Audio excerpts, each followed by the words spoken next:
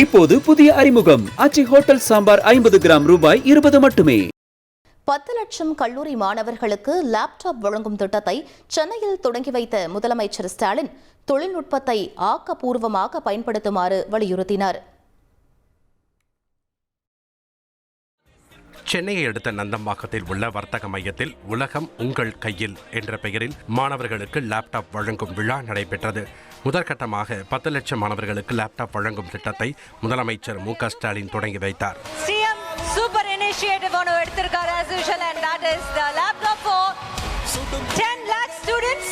and அவர் சொன்ன மாதிரி இதுல நீங்க என்ன பண்ண போறீங்கங்கறத அவர் காத்துட்டு இருக்காரு. நாளைக்கு நீங்க பெரிய ஆளாய் அவரை எங்கேயாவது சந்திக்கும் போது இதை வந்து சொன்னீங்கன்னா அதை விட ஒரு பெரும் மகிழ்ச்சி நம்மளுடைய சிஎம்க்கு இருக்காது. Thank you so much student. முன்னதாக விழாவில் பேசிய முதலமைச்சர் மாணவர்களுக்கு லேப்டாப் வழங்குவது செலவு திட்டம் இல்லை, எதிர்கால கல்விக்கு செய்யப்படும் முதலீடு என கூறினார். லேப்டாப் வைத்து படம் பார்த்து கேம்ஸ் விளையாடாமல் உலகத்துடன் போட்டி போட இதனை பயன்படுத்த வேண்டும் என்றும் தெரிவித்தார்.